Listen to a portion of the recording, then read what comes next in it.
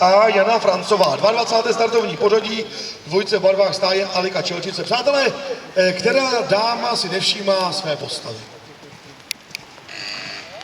Mám prostě od pánička boky jako skříň, co na plát, když k tomu ráda jím, co na plat. O posud si vím, dobře vím, však zaplat si život sladím.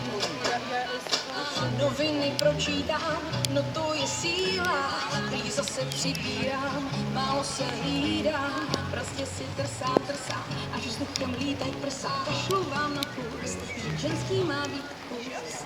S vozíkem projíždím, labirint peska, hledám si XXL, všude je SK.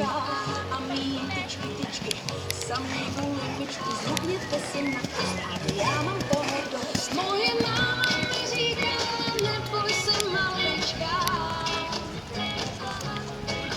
Moje máma mi říkala, krásná si celička.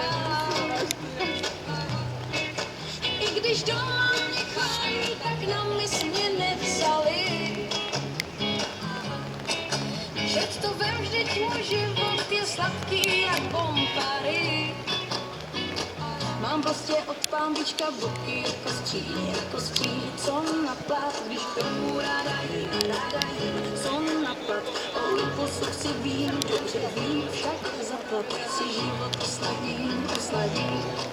Tu víš, kluci, chtěj, na noc vrchů, co myslej.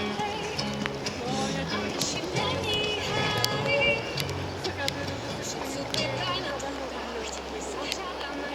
Moje máma mi říkala, neboj se malička.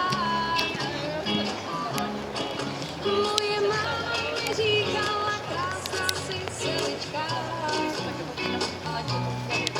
I když doma mě chválí, tak na mis mě nevzali.